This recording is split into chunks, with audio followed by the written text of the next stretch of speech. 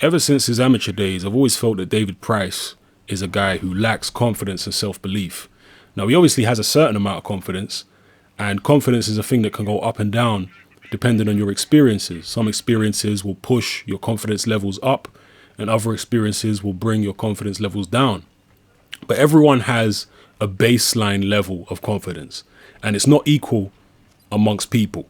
Some people are inherently more confident than others, and this can be a trait that is genetic a lot of the time, or it can be based on or a series of events in their life, maybe early on in their life, that set that confidence level. And it's like a confidence equilibrium that they always seem to come back to. But with David Price, like I say, he's always seemed to lack confidence. But one thing he seems to be very confident about is that he could beat Anthony Joshua. And I find that very interesting. Very, very interesting, because as I've just explained, he's not the most confident guy, but he seems very, very sure of himself when it comes to Anthony Joshua. Every interview I've seen this guy in, every time he's talked to him, even his body language when he was sat next to Anthony Joshua in the Sky Studio recently. And he's come out again with some more comments and said that Eddie Hearn would be foolish to put Anthony Joshua in with him right now. And this really goes back to this rumor that's been going around that Anthony Joshua was knocked out by David Price in sparring. And I mentioned this in one of my previous videos. And after I did the video, a couple different people approached me on Facebook and sent me private messages. People who are very close to the David Price and the Anthony Joshua camps.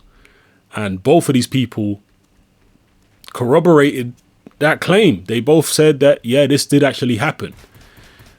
I wasn't there myself, obviously, so I can't say whether it definitely happened or not. But based on the corroborating evidence from different people that I've spoken to, I think there's a very good chance that this is true. On top of that, the fact that David Price seems very confident about beating Anthony Joshua. Price was obviously very confident about beating Tyson Fury because he beat Fury in the amateurs. And I think that Price's confidence about beating Anthony Joshua comes from the fact that he probably did drop him or possibly stop him in sparring. Although this, according to the people I spoke to, this happened while Joshua was still an amateur. So obviously things have changed a lot since then. Just because he dropped him in sparring doesn't mean he'll drop him now, doesn't mean he'll beat him now. But psychologically, these are things that people have to get over. Some fighters will remember the fact that they were dropped or hurt or knocked out by a certain guy, and they'll never really get over it. That person will always have their number psychologically because of that. And when they go in with the person again, they feel edgy, they don't feel comfortable, they don't fight to the best of their ability. Will that happen if Joshua fights David Price?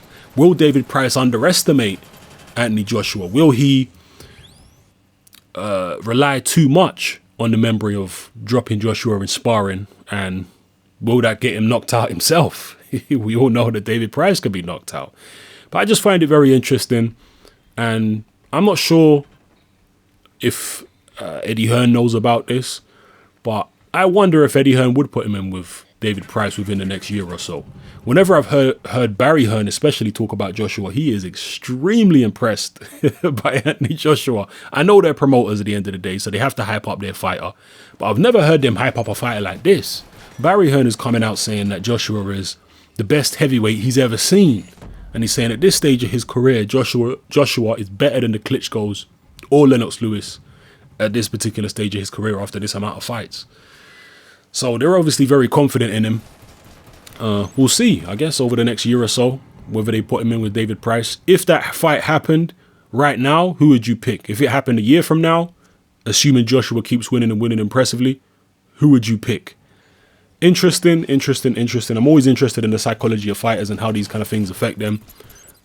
Some fighters are not bothered by those things. Other fighters are. For example, George Groves is a guy who's extremely strong mentally. David Haye actually talked about this after George Groves got knocked out by Carl Froch for the second time. He said, look, George Groves is not a guy who's going to go shrinking away into a corner and be worried and start. He's not going to do that.